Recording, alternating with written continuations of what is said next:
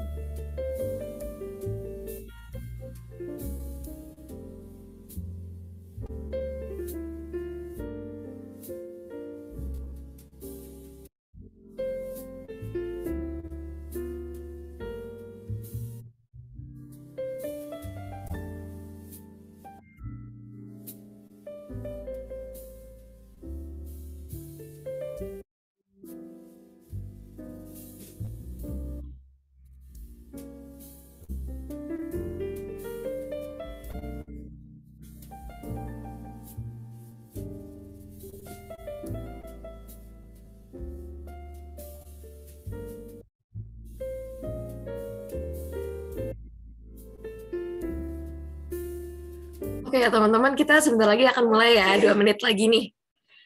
Sambil nunggu mungkin boleh nih teman-teman yang di sini kan masih pagi ya. Boleh sambil sarapan, mungkin minum kopi dulu nih biar hari ini acaranya bakal seru dan bakal semangat nih teman-teman semua.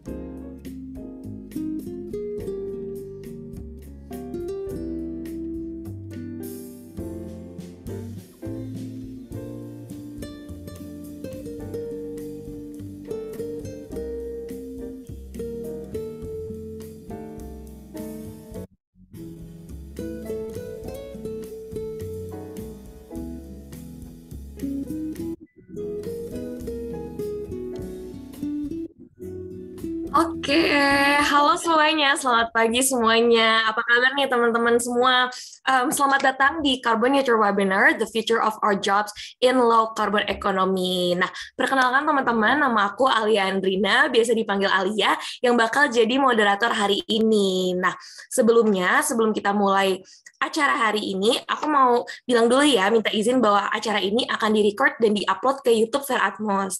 Nah, selain itu juga, teman-teman nih yang mau kembaran, yang mau kita biar kalau on cam tuh lucu gitu ya belakangnya, boleh banget ya untuk mengunduh virtual background ya di link chat yang bakal diberikan oleh operator. Nah, teman-teman, aku mau nanya-nanya dulu nih, kayaknya masih pada on off cam ya nih, masih pada malu-malu. Boleh dong teman-teman untuk on cam dulu dan pengen kenalan-kenalan sedikit dulu nih hari ini. Mungkin aku panggil aja kali ya satu orang yang kiranya siapa ya? Siapa nih? Siapa nih? Siapa nih? Siapa nih? Coba Kezia Fania ada nggak di sini?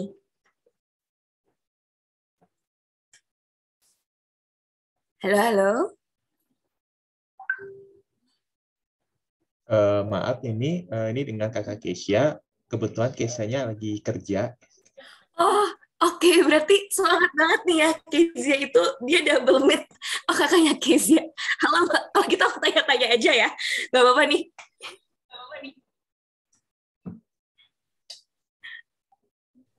Teman-teman yang lain juga boleh on cam ya. Oke, kakak Kezia, oke Kezia lagi kerja jadi semangat gitu ya untuk double nonton juga Eh, webinarnya Fair saya juga Atmos. ikut join juga dengan nama Kevin Satrio Prananda. Oke, ikut join juga dengan nama Kevin. Boleh dong, Kak Kevin. Aku kenalan aja dari sini, gak apa-apa ya. Ya, Kok Bapak. gemes banget. Ini kayak saling support gitu ya, aku senang dilihatnya. Oke, kalau Kak Kevin itu dari mana sih? Dari universitas manakah? Atau udah kerja? Saya dari Unpar sama. Oh, dari Unpar juga. Oke, apa kabar dong kalau gitu di pagi hari Sabtu ini? Masih semangat ya? Hmm.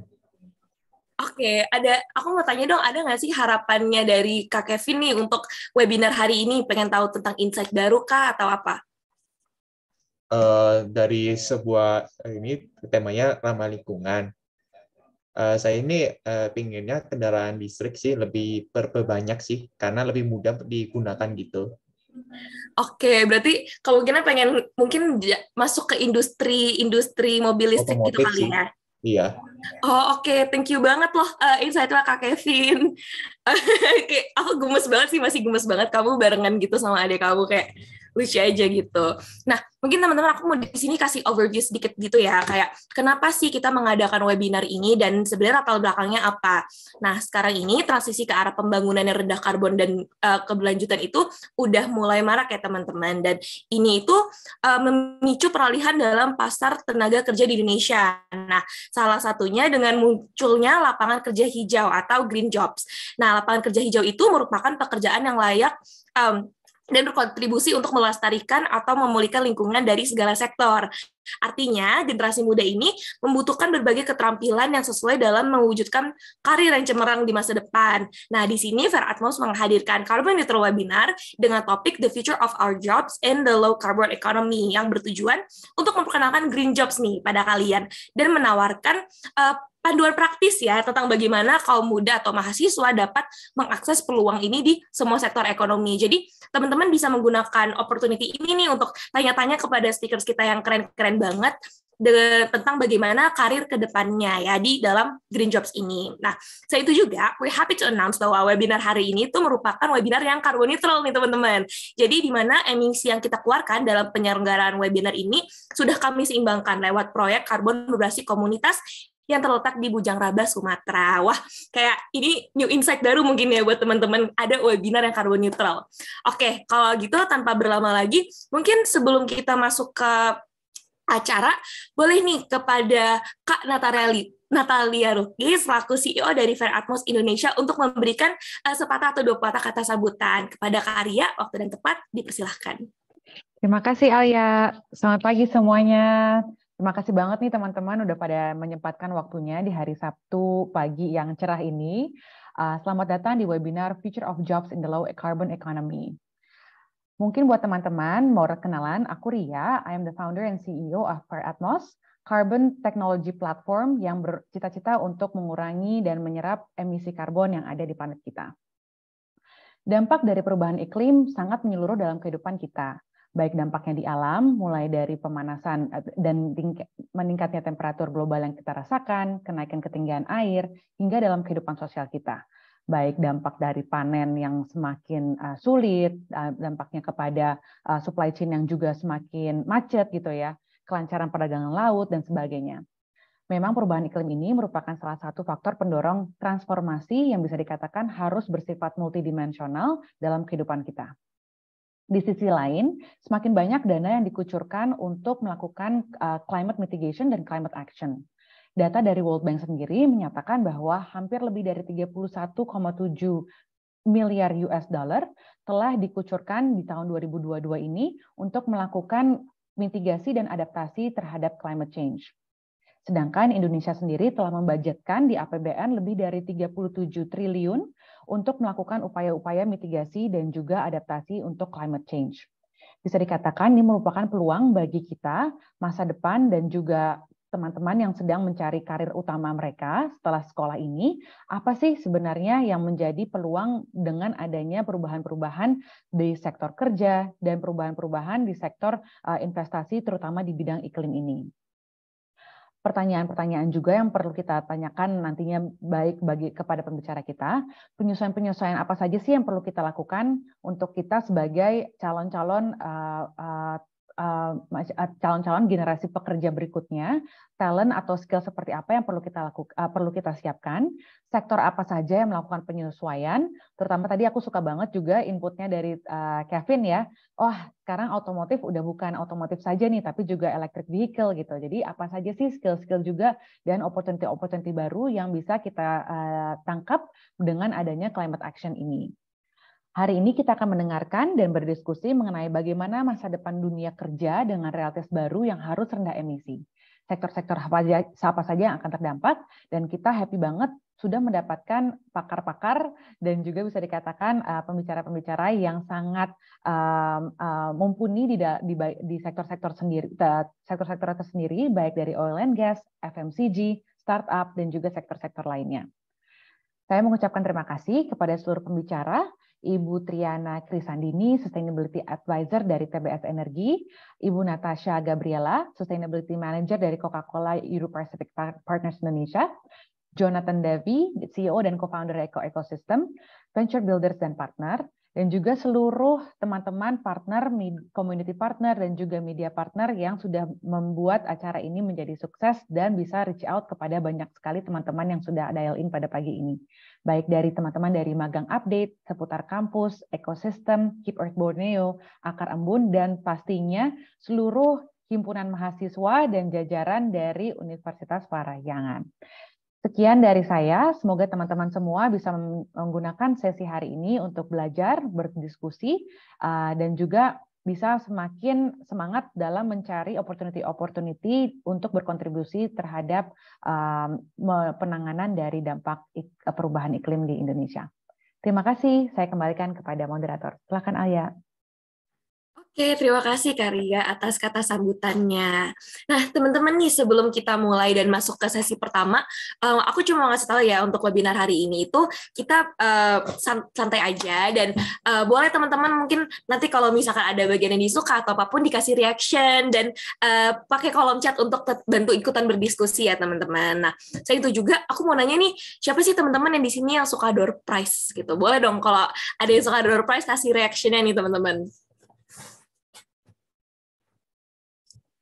Nih, belum ada yang ngasih reaction. Oke, wah Karya dan Kak Jody nih yang malah tertarik sama door prize. Kak Natasha juga suka. Oke, aku yakin nih pasti teman-teman di sini pada suka hadiah ya. Mungkin love language-nya ada yang gift-giving gitu kan. Kan kita nggak tahu nih.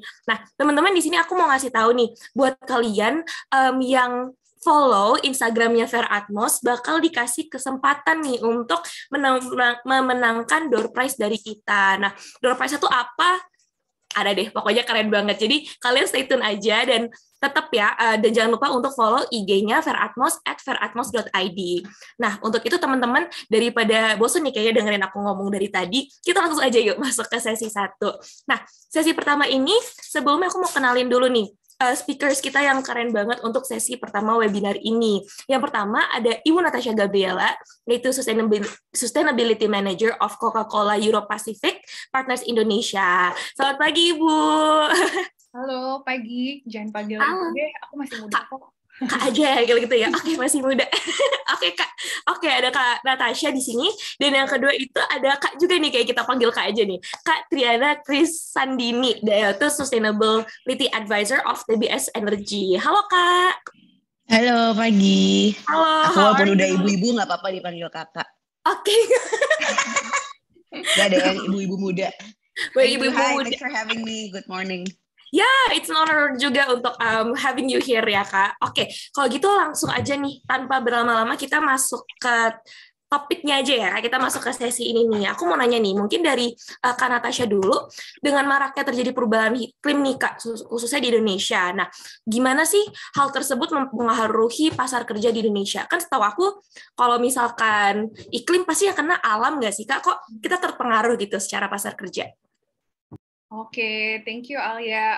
Mungkin aku mulai, aku yakin teman-teman semua udah tahu lah ya perubahan iklim seperti apa, dan pasti udah aware juga sebenarnya dampaknya tuh apa aja sih, terutama ke lingkungan kayak Alia bilang tadi. Cuman mungkin nggak semua ngeh sebenarnya bahwa sebenarnya perubahan iklim ini dampaknya juga kerasa loh dari sisi sosial, bahkan sisi ekonomi. Kayak tadi Karya kasih contoh musim kemarau semakin panjang, jadi air bersih, akses air bersih semakin kurang, jadinya pertanian jadi semakin sulit. Dampaknya kerasa juga sampai ke kita ya sebagai masyarakat umum, karena nggak cuma jadi semakin sulit nyari bahan baku untuk makanan, tapi harga juga jadi meroket gitu. Dan itu juga dampak yang dirasakan oleh industri. Contohnya dari sisi Indonesia ya, Coca-Cola Europe Pacific Partners sebagai industri minuman, kita juga merasakan nih resikonya terhadap dari sisi ekonomi seperti itu. Mungkin aku start di situ dulu kali ya. Oke, kalau dari Katriana gimana nih? Ya, jadi gimana ya? Memang sekarang itu kita udah nggak bisa ngelihat ke apa yang terjadi di iklim itu sebagai suatu hal yang terpisah gitu ya. Karena even di kehidupan kita sehari-hari, mungkin paling gampang curah hujan, musim kemarau berkepanjangan itu sudah mempengaruhi kita. Kita hidup sehari-hari aja nih kita terpengaruh ya. Apalagi perusahaan-perusahaan gitu. Jadi banyak perusahaan yang bahkan dalam praktek beroperasinya itu dengan adanya perubahan iklim terganggu. Nah, ini membuat skills yang diperlukan itu juga akan jadi berubah gitu. Dan ini kalau ngomongin keseluruhan bahkan udah bukan cuma isu lingkungan kan, isu sosial juga senantiasa berkembang dan berubah. Nah, ini membutuhkan kalau kita ngomong pekerjaan gitu, suatu tempat, suatu perusahaan, organisasi itu kan harus coexist ya. Gimana kita bisa terus menjalankan kegiatan kita dan selaras dengan apa yang ada di sekitar kita. Nah, kalau yang sekitar kita berubah, tentu kita harus berubah. Nah, ini membutuhkan skill set atau kemampuan-kemampuan kerja yang nantinya juga akan berubah gitu. Dan itu pasti akan mempengaruhi ini yang generasi muda yang bakal akan menjadi apa ya, angkatan kerja baru gitu. Jadi memang temanya kita semua harus evolve dan coexist gitu kayaknya. Oke, berarti intinya sekarang tuh udah nggak bisa dipisah-pisahin ya antara Betul. lingkungan aja atau science ya, natural science dan social science. Nah, itu tuh saling berkesinambungan nih teman-teman. Nah, kalau gitu aku mau nanya deh Kak, kalau misalkan bidang industri tuh apa aja sih yang terdampak pada perubahan iklim, atau apakah itu cuma ada bidang industri tertentu aja Kak, atau misalkan emang secara ekonomi makro itu semuanya kena gitu? Mungkin dari Katriana dulu ya. Oke, mungkin apa ya, efeknya itu beda-beda. Misalnya TBS sendiri itu perusahaan energi, kita memang ada dari pertambangan, ada pembangkit listrik, ada juga sekarang kita masuk energi terbarukan, terus sekarang mau masuk juga dan udah mulai motor listrik. Jadi tadi ada yang tertarik ngomong motor listrik, nanti kita bisa ngobrol-ngobrol lebih lanjut. Misalnya dari pertambangan itu hal sesimpel dulu kita bisa mengira-ngira atau menganalisa kapan sih musim hujan itu terjadi gitu kan. Jadi kita bisa tahu nih, oh berarti nanti kebutuhan kita untuk supply chain dan lain-lain seperti apa. Sekarang yang tadinya kita tahu musim hujan tuh terjadi di bulan A sampai B, sekarang udah sporadis, lebih nggak jelas. Dan itu dampaknya sangat nyata bahkan terhadap pemasukan keuangan dari perusahaan. Misalnya kualitas dari komoditi yang kita jual itu kalau kena air menjadi lebih rendah kualitasnya sehingga harga barangnya jadi lebih rendah. Nah itu tuh hal simpel yang kayak cuma curah hujan aja sangat mempengaruhi gimana kita mentransportasi barang kita. Juga mempengaruhi keuangan pada akhirnya. Jadi hal seperti itu yang walaupun terlihatnya kayak oh itu kayak nggak akan mengefek kita deh, atau kayak oh itu cuma kayak ngomongin isu lingkungan sangat terlalu jauh gitu. Tapi kalau yang benar-benar beroperasi gitu dalam kegiatan usahanya pasti bisa ngeliat tuh oh iya ya ini sangat mempengaruhi. Dan aku rasa nggak hanya di industri besar atau yang sifatnya natural resources seperti kayak TBS, tapi aku rasa di bidang-bidang lain juga merasakan adanya dampak demikian gitu. Oke, berarti aku simpulin sedikit aja nih Kak. Emang secara proses produksi tuh paling terdampak juga ya Kak, kalau dari perusahaan energi gitu ya. Nah, mungkin kalau dari Kak Natasha nih, boleh nambahin juga nih Kak, gimana perubahan iklim itu terdampak pada sektor ekonomi FMCG gitu kan ya. Iya, kalau perubahan iklim ya kayak yang kita tahu kan emang nggak pandang bulu gitu ya bisa dibilang. Jadi efeknya tuh terasa untuk seluruh pemangku kepentingan, be it kita sebagai masyarakat umum, ke pemerintah, ke LSM, dan skalanya juga luas banget nih. Kita nggak cuma ngomongin dari skala provinsi atau sebagai Indonesia, tapi dampaknya kerasa banget di level global. Dan oleh karena itu kalau ditanya industri apa aja sih yang terdampak, semua ada resiko dan juga ada opportunity juga dari adanya perubahan iklim ini. Karena tadi kayak yang Katriana bilang, di sini kita dituntut untuk bisa beradaptasi dan juga memitigasi efek dari perubahan iklim. Kalau untuk CCEP Indonesia sendiri sebagai salah satu perusahaan FMCG, kita pun juga sudah terus bertransisi dan mempraktekkan praktek sustainable business. Contohnya aja misalkan air ini kan salah satu bahan baku penting ya untuk kita sebagai produsen minuman. Jadi bagaimana cara kita untuk mengekstrak atau mengambil air, bagaimana proses kita di dalam pabrik kita make sure bahwa penggunaan air itu sangat efisien, dan bahkan kita pun berkomitmen dan juga sudah mengembalikan 100% air yang kita pakai dikembalikan ke lingkungan dan ke masyarakat, karena kita tahu resikonya sangat tinggi nih, terutama untuk Indonesia ya, terkait rawannya akses air bersih. Jadi dan adaptasi ini pun kita lakukan di seluruh value chain. Jadi mulai dari bagaimana kita cari bahan baku kita, make sure bahan bakunya ini datang dari sumber-sumber berkelanjutan, sampai ke proses kita tadi, efisiensi energi, efisiensi air, dan juga Coca-Cola. Tentunya kemasan ini salah satu hal yang menjadi sorotan juga ya untuk perusahaan kami. Jadi bagaimana kita make sure kita menggunakan kemasan atau packaging yang sustainable, sebisa mungkin mengurangi konten plastik dan bahkan mensubstitusi plastik menggunakan bahan baku yang lebih sustainable. Jadi ini memang dampak yang dirasakan perusahaan ya, dan oleh karena itu dibutuhkan talent-talent yang bisa membantu perusahaan untuk terus berinovasi, terus bertransisi menuju sustainable business. Dan balik lagi kayak yang tadi Karya sempat mention juga, benar-benar butuh seluruh talent dari berbagai macam bidang, nggak cuma dari sisi lingkungan atau natural science, tapi juga social science, bahkan mungkin terkait komunikasi dan lain sebagainya. Oke, thank you banget Kak. Berarti nih tadi kalau misalkan aku bisa sum up sedikit, sebenarnya emang setiap perusahaan itu banyak banget challenge ya yang datang dari perubahan iklim, tapi juga banyak bisa memberikan solusi gitu ya Kak untuk bantu nge-battle climate change ini. Nah, kalau gitu pertanyaan aku selanjutnya nih, kan tadi kan udah dibilang juga sedikit gitu ya, dikasih tahu solusi yang ditawarkan perusahaan untuk permasalahan iklim. Kalau dari selain solusi yang ditawarkan, ada nggak sih Kak challenges yang lebih ke challenges yang dimana membutuhkan kayak misalkan milenial atau misalkan Gen Z ini untuk tahu gitu masalah challenges ini, dan ketika mereka berkarir di bidang green jobs tuh lebih tertarik gitu, maksudnya lebih bisa excel gitu. Kalau misalkan dari Kak Natasha gimana? Oke, mungkin kalau bisa aku kasih contoh ya, misalkan dari sisi renewable energy technology gitu, karena semua industri itu sekarang lagi berlomba-lomba nih sebisa mungkin mereka mengadopsi penggunaan renewable energy. Jadi tentunya diperlukan juga ahli-ahli di bidang teknologi renewable, misalkan contoh solar panel. Ini salah satu yang juga udah dipakai CCP Indonesia nih. Kita udah pasang solar panel di rooftop pabrik kita.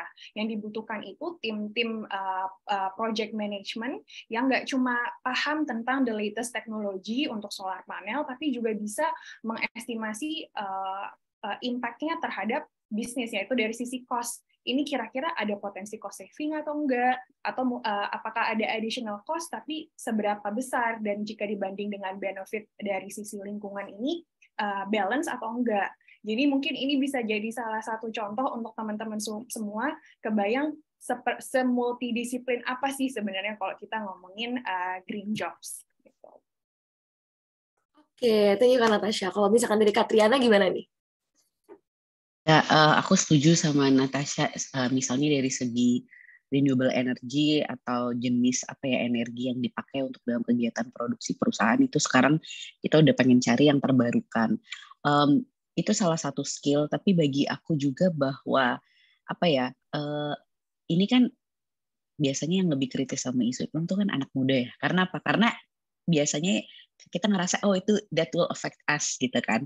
Jadi kemampuan yang dimiliki itu lebih holistik, dalam artian kalau mau di level yang strategis itu kemampuan untuk bisa menganalisa, benar kata Natasha tadi, tentang apa sih cost dan benefit dari melakukan suatu kegiatan yang sifatnya lebih sustainable. Jadi misalnya secara strategis bisa dilihat kayak, terkadang sustainability kan dilihatnya, ini kayak nambah-nambah cost perusahaan gitu ya. Tapi bisa juga ada skills yang menganalisa apa sih, bukan cost dari apa yang dilakukan sebuah perusahaan untuk menjadi lebih sustainable, tapi justru the cost of not doing it-nya tuh apa. Jadi kayak misalnya, kita kalau nggak pasang solar panel, itu bahkan mungkin sekarang kita kerasanya keluar duitnya lebih banyak. Tapi dalam 5-10 tahun lagi, nanti kita kalau nggak bisa beradaptasi, ini dampaknya. Jadi ilmu untuk menganalisa secara keseluruhan dampak daripada apa yang terjadi dari perubahan alam dan bisa mempengaruhi kegiatan operasi, dan itu nanti sampai pada bottom line-nya bagaimana. Itu satu. Kedua, bisa hal yang juga lebih sangat teknis seperti yang tadi Natasha bilang mengenai misalnya kemampuan untuk menganalisa apa atau technicalities dari kebutuhan energi terbarukan.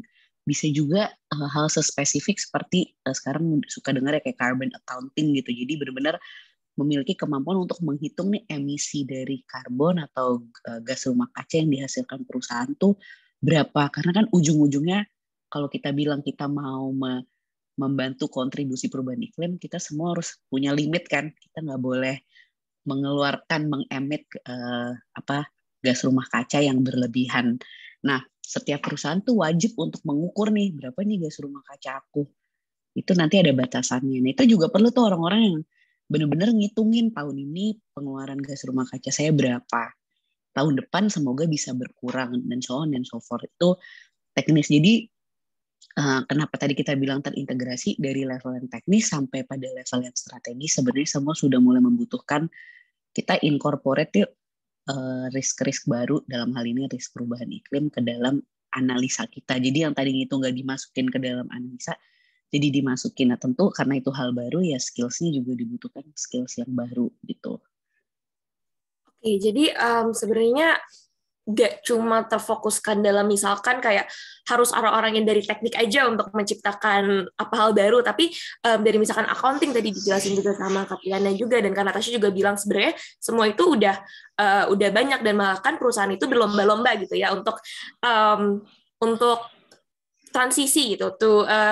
Paling gampang adalah renewable energy. Nah, untuk itu aku pengen nanya juga, kalau misalkan green job itu sendiri nih, ya kan orang tuh pasti ngiranya kayak ini termasuk dalam pekerjaan baru gitu ya, kayak ada tipe pekerjaan baru yaitu green jobs. Apakah itu benar atau tidak? Dan contoh dari green jobs itu apa sih kalau menurut Kak Natasha sama Kak Tena sendiri? Selain itu juga, kenapa green jobs itu merupakan prospek yang lebih menguntungkan untuk jenjang karir? Mungkin dari Kak Tena dulu ya. Ya, green jobs. Jadi kayak yang aku bilang tadi, sebenarnya definisi dari green jobs kita bisa ngelihat dari hal yang paling teknis sampai hal yang sifatnya lebih strategis gitu ya. Mungkin bukan strategis, is not the right word, tapi mungkin dari teknis sampai yang sifatnya mungkin lebih holistik gitu ya. Kalau teknis kan spesifik ke satu bidang. Seperti misalnya contohnya aku pekerjaan aku sekarang sustainability, tapi background aku international affairs, jadi lebih kayak policy gitu. Natasha mungkin background-nya lebih spesifik gitu kan. Jadi justru ini yang menunjukkan bahwa kita meng-approach green jobs ini harus lebih multidimensi pengetahuan atau skill set yang ada di belakangnya. Jadi kalau dari segi teknis benar-benar ngelihat sainsnya bagaimana, mungkin kalau aku background-nya lebih social policy gitu, lebih ngelihat kayak gimana sih caranya perusahaan itu juga bisa terus coexist dengan adanya perubahan zaman yang terjadi. Dan zaman ini ya bisa dimaksud juga perubahan iklim yang terjadi gitu. Misalnya bagaimana kita juga harus berkolaborasi dengan pemerintah untuk mengadvokasi kayak apa sih yang terjadi di bisnis yang mungkin pemerintah bisa lihatin gitu, atau juga vice versa, atau ada regulasi-regulasi baru yang kita harus pelajarin untuk semakin kita melakukan kegiatan bisnis kita itu lebih ramah lingkungan misalnya, atau lebih tanggung jawab secara sosialnya bagaimana gitu. Jadi sebenarnya selama kita melihatnya bahwa green ini menjadi bukan kayak satu bagian kayak berdiri sendiri, tapi semakin kita melihat itu terintegrasi dengan seluruh kegiatan usaha, itu akan kita juga nggak beban, berarti kalau green jobs aku harus ambilnya sektor belajarnya kehutanan gitu misalnya. Ya enggak, sebenarnya itu iya, tapi nggak cuma itu gitu, kayak banyak skill lain yang dibutuhkan. Intinya kita melihatnya sekarang ini dalam mengambil keputusan perusahaan itu ada aspek baru yang harus ditambahin. Aspek ini ya gimana bisa lebih selaras dengan lingkungan. Nah, dengan menambah aspek baru itu muncullah kebutuhan-kebutuhan skill baru dari segi yang sifatnya kayak tadi ya, misalnya bisa policy dan lain-lain sampai yang teknis gitu. Oke, berarti green jobs ini tuh jauh lebih diverse ya Kak, dari nggak cuma mesti tentang lingkungan, intinya seperti itu ya Kak. Kalau dari Kak Natasha kayak gimana pandangannya tentang green jobs? Ya, setuju sama yang udah disampaikan sama Katriana ya. Jadi memang variatif banget yang bisa dibilang green jobs tuh. Karena kan sebenarnya green jobs tuh apa sih? Sebenarnya green jobs itu adalah segala jenis pekerjaan yang bisa ngebantu untuk ngurangin konsumsi energi, ngurangi konsumsi raw materials, bagaimana segala pekerjaan yang bisa ngebantu melindungi atau merestorasi alam atau ngurangin polusi. Jadi bukan berarti ini adalah suatu sektor atau segmen baru ya untuk jenis pekerjaan. Walaupun memang karena kalau kita ngomongin sustainability itu kaitannya sangat erat ya dengan inovasi sesuatu yang baru. Jadi kalau ada teknologi baru tentunya dibarengi juga dengan keahlian tertentu yang diperlukan. Jadi mungkin kalau dilihat dari situ ya memang ada pekerjaan-pekerjaan baru totally new yang jadi tercipta, kayak contoh yang aku pakai tadi terkait renewable energy technology. Tapi bisa dibilang sebagian besar sebenarnya green jobs ini adalah bisa dibilang evolusi dari pekerjaan-pekerjaan konvensional, pekerjaan-pekerjaan yang udah ada. Misalnya kayak aku karena backgroundku dari engineering gitu, jadi sebagai anak teknik lingkungan nih, anak TL yang dulu belajarnya kita spesifik banget ya, misalkan cara teknologi untuk mengelola limbah cair atau polusi udara. Nah, dengan transisi menuju ekonomi hijau atau sustainability, kita tuh dituntut untuk bisa, yang kayak Katriana bilang tadi, untuk bisa melihat dari lebih holistik lagi gitu. Jadi nggak cuma dari sisi lingkungan, tapi kita juga lihat efeknya ke sosial tuh kayak gimana, dan efeknya ke ekonomi tuh seperti apa. Karena kan ujung-ujungnya kalau kita bicara sustainability itu adalah balance antara lingkungan, sosial, dan ekonomi ya, nggak cuma salah satu dimensi aja. Seperti itu. Jadi kalau ditarik lagi dari sisi industri ini juga sebenarnya sebagian besar industri yang udah ada ya, kayak misalkan FMCG akan selalu ada di situ, tapi kita bertransisi menuju ekonomi hijau, jadi dibutuhkan pula misalkan dari teman-teman teknik industri nih mungkin untuk masuk untuk kalau misalkan tertarik untuk masuk supply chain. Nah, di supply chain tentunya dituntut juga nih untuk bisa membantu gimana sih caranya menciptakan sustainable supply chain. Sustainable nggak cuma dari sisi pasokannya aja nih selalu ada, tapi bagaimana sih kita bisa mendapatkan pasokan dari sumber-sumber yang sustainable dan juga menciptakan dampak yang baik ya untuk lingkungan dan juga untuk sosial gitu. Jadi prospeknya ini sebenarnya bagus banget karena memang angkanya pun growing terus karena sustainability juga terus berevolusi ya, terus berkembang. Jadi untuk teman-teman yang tertarik untuk masuk di green jobs ini menurutku prospeknya bagus banget gitu. Mungkin kalau aku bisa quote juga nih, kemarin pas G20 kan Elon Musk sempat bilang dua bidang yang bakalan naik down banget nih adalah yang pertama dari artificial intelligence, yang satu lagi adalah dari sisi energi terbarukan atau dari sisi sustainability. Jadi ini untuk berkarir di bidang sustainability atau green jobs ini it will keep growing sih dari sekarang. Oke, thank you banget Kak. Oke, intinya banyak banget ininya ya, sebenarnya jenjang karir atau prospek karir yang bagus di green jobs ini, dan green jobs itu nggak cuma spesifik adalah green job, pekerjaanku adalah green jobs atau sustainability, tapi banyak banget bidang yang membantu untuk mengachieve sebuah a more sustainable company gitu ya Kak. Jadi lebih holistik lah. Teman-teman gak usah takut nih mungkin yang tadi kayak aduh aku bukan dari teknik lingkungan atau aku cuma dari social science gitu ya. Tapi sebenarnya kalian semua punya kesempatan yang sama dan prospek karir yang bagus dalam green jobs. Nah, terakhir nih Kak, aku mau nanya. Kalau misalkan dari sisi keterampilan nih, kira-kira ada nggak sih Kak tips atau keterampilan apa yang diperlukan oleh mahasiswa atau fresh graduate nih untuk menyesuaikan diri dengan green transformation ini? Mungkin dari Kak Natasha dulu. Oke. Kalau dari aku mungkin pertama aku ambil dari sisi hard skill dulu.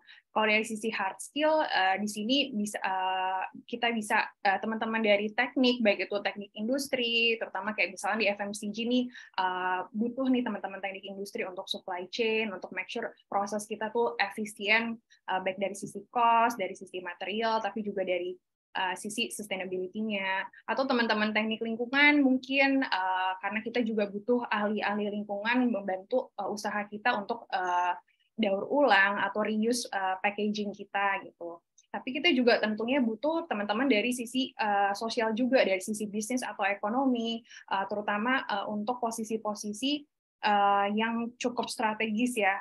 Misalkan dari sisi strategi atau business development, atau juga bahkan teman-teman dari ilmu komunikasi, karena tentunya kita juga butuh menggaungkan inisiatif yang sudah dilakukan perusahaan. Karena apa? Karena kita juga butuh kolaborasi nih dengan pemangku kepentingan lain, karena untuk mencapai sustainability, kalau cuma dilakukan di satu perusahaan sih nggak akan jauh lah kita pergi, kita butuh kolaborasi. Perlu juga teman-teman dari sisi ilmu hukum internasional atau apa namanya dari policy, public administration, karena tentunya kalau kita ngomongin sustainability nggak cuma dari sisi prakteknya aja di lapangan, tapi bagaimana juga kita bisa menciptakan untuk dari sisi perusahaan policy-policy yang mendukung juga untuk pengimplementasian sustainable business practice di bisnis kita. Jadi beragam banget ya, nggak cuma teknik, tapi sosial, komunikasi juga diperlukan. Nah, kalau dari yang nggak kalah penting selain hard skill, tentunya soft skill gitu ya. Yang menurutku penting itu, pertama itu adalah people skills. Kenapa? Karena kalau bekerja di bidang sustainability itu kita dituntut untuk bisa bekerja dengan berbagai macam tim. Karena kita nggak cuma kerja sama tim teknis, tapi kita juga kerja sama tim sosial, kita juga kerja sama tim business development. Jadi teman-teman harus bisa beradaptasi dan juga bisa get along working with different people with different background gitu. Itu penting banget. Dan juga people skill terkait hubungan dengan eksternal, karena balik lagi sustainability ini nggak jauh dari kolaborasi, jadi perlu juga nih komunikasi, menjalin kerjasama dengan pihak-pihak eksternal, mulai dari pemerintah atau teman-teman industri lain atau LSM. Selain itu, karena sustainability tadi yang aku mention ini adalah basically adalah inovasi, jadi dibutuhkan teman-teman yang juga melek dengan inovasi terbaru dan juga kreatif gitu, karena untuk sustainability ini solusinya nggak straightforward gitu. Jadi dituntut kita untuk bisa creative thinking, strategic creative thinking gitu. Jadi untuk bisa mikir out of the box solusi yang memungkinkan dan juga memberikan dampak positif sampai jangka panjang. Gitu. Sama last but not least tentunya interest atau passion di sustainability, karena menurutku regardless of the background, as long as you have the interest or passion in sustainability, you'll be doing good. Oke, thank you Kak Natasha. Itu udah holistik banget ya teman-teman, langsung catat-catat nih ya teman-teman tadi kata-katanya Kak Natasha tuh, siap-siap pikirin abis ini kalau misalkan kuliah harus belajar tentang ini pokoknya gitu. Harus diterapkan, ikut organisasi dan lain sebagainya. Nah, kalau Katriana gimana nih masukannya tentang keterampilan apa sih yang dibutuhkan gitu untuk green jobs? Ya kayaknya tadi semua udah dibahas sama Kak Natasha, tapi aku agree bahwa nomor satu kita harus punya interest ke bidang itu gitu, bahwa kita emang tertarik untuk melihat dan mengakui ke depannya memasukkan elemen seperti aspek kayak lingkungan itu penting ke dalam suatu kegiatan berusaha. Nah itu nanti kita akan bisa mencari tempat sendiri sesuai dengan skill set kita tuh yang mana. Kalau kita orangnya lebih teknis, maka mungkin yang harus dikembangkan adalah yang sifatnya lebih saintifik gitu, kayak spesifik nih apa dari iklimnya, mungkin dari pengelolaan limbahnya atau teknologi inovasinya atau pengukuran dampak lingkungannya. Tapi kalau misalnya kita orangnya yang lebih sifatnya non teknis gitu, yang banyak soft skills-nya, mungkin kita bisa kembangkan di bidang itu tadi kayak communications ya, bagaimana kita build relation, stakeholder engagement-nya bagaimana dengan pihak luar, dengan pihak pemerintah dan lain-lain. Jadi esensinya itu nomor satu ya emang harus suka dulu, dan harus selain suka juga harus tahu kenapa itu penting gitu. Kenapa sih kita ngomongin isu green jobs? Kalau misalnya masih yang kayak kayaknya gue nggak percaya deh bahwa itu hal penting, ya mungkin agak susah ya gitu. Tapi kalau misalnya udah semakin paham bahwa kayak iya ya kayaknya emang kita harus mulai mikirin tentang green. Nah nanti kita cari sendiri tempat kita sesuai dengan skill set kita itu cocoknya ada di mana gitu. Dan semakin kita explore nanti semakin tahu bahwa ternyata semua skill set itu dibutuhkan. Bahkan aku selalu ingat orang bilang kalau perusahaan yang udah sangat maju bahkan udah nggak punya departemen sustainability. Karena apa? Semua orang di dalam kantornya udah berpikirnya itu seperti kita harus sustainability nih prakteknya gitu. Jadi sebenarnya yang paling bagus adalah itu udah nggak terpisah tapi semakin terintegrasi. Jadi saran aku bagi teman-teman yang memang tertarik di bidangnya, tertarik di bidang green gitu ya, fokus selalu dengan skill apa yang kalian punya. Nah, nanti itu dikembangkan dengan menambahkan aspek lingkungan ke dalamnya gitu, baik dari segi teknis maupun non-teknisnya. Mungkin itu sih dari aku. Oke, thank you banget nih Katriana juga.